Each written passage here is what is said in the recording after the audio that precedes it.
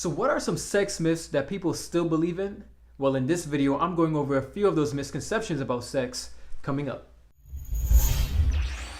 Hey, if we haven't met, my name is Johann, and on this channel you'll find helpful tips and strategies to improve your self-care, as well as discussion of videos just like this one. So if you're new here, consider subscribing and hitting that notification bell. At any point in the video, make sure you check out the links and the show notes in the video description about today's topic, okay? Let's begin. Diving straight into it is the first one. Doubling up is more safe. Hell no! Using another layer of condoms is actually making it worse. Why? Because adding another layer to that condom that you're already wearing can actually break easily due to the friction of those two condoms. Condoms are meant to use once. Once as in, you use it, it breaks, you throw it away, you grab another one.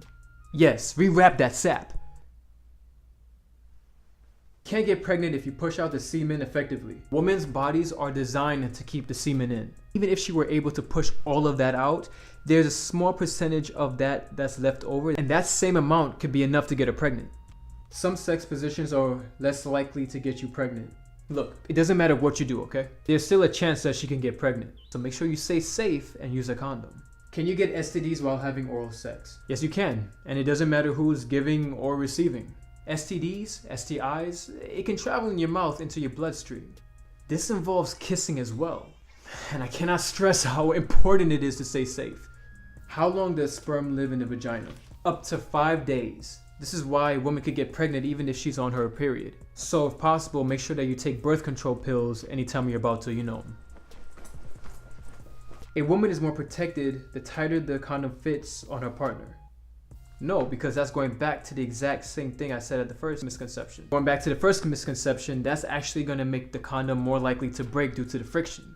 Look, I understand that our hormones sometimes get the best of us, but I feel and strongly believe that it's better to use our heads when that time comes. Take the time and implement safe sex. Very important, make sure you also ask your partner if they are STD free or disease free. Before you actually do it, not after, before. And knowing the difference between fact and misconception. Hey, if we hey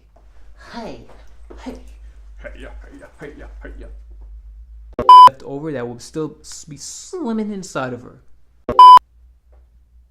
Oh shit, it's still going. Take off all your clothes. Rewrap that sap.